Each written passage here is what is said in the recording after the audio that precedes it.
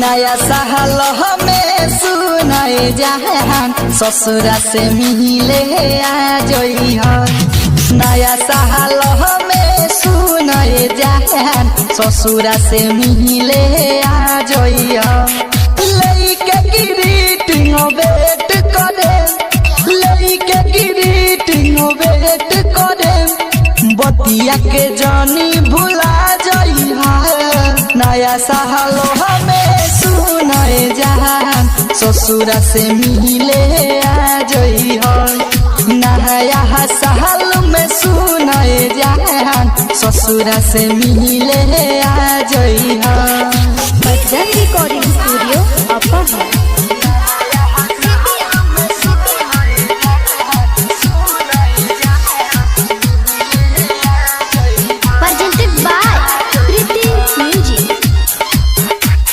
लेके मोबाइल जागल रही है, सुना ओ माई डियर हो। सबका से पहिले तोहरा के बोलब हैप्पी न्यू ईयर हो।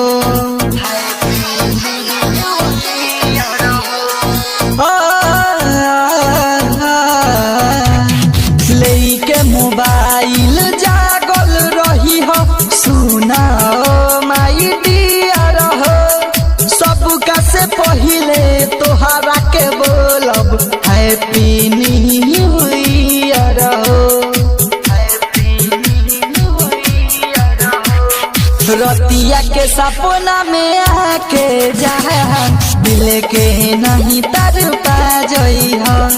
नया साल में सुनाए जहान ससुरा से मिले आ जइहा।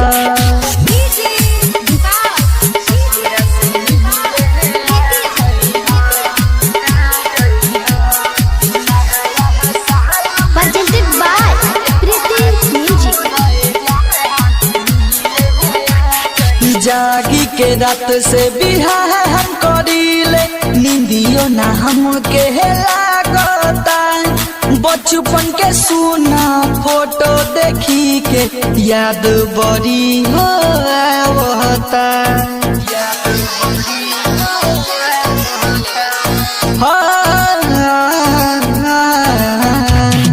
जागी के रात से बिहान करीले, नींदियो ना हमके लागता। बचपन के सुना फोटो देखी के याद बड़ी हो आवता। निखिल बेदर्दी रीतिक से बतिया न जहा के बताइहा। नया साल में सुनाए जहान ससुरा से मिले आ जइहा। लइके ग्रीटिंग वेट करे, लइके ग्रीटिंग वेट करे, बतिया के जानी भुला जइहा।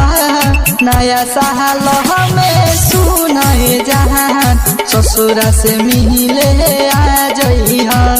नया साल में सुनाए जहान ससुरा से मिले आ जइहा।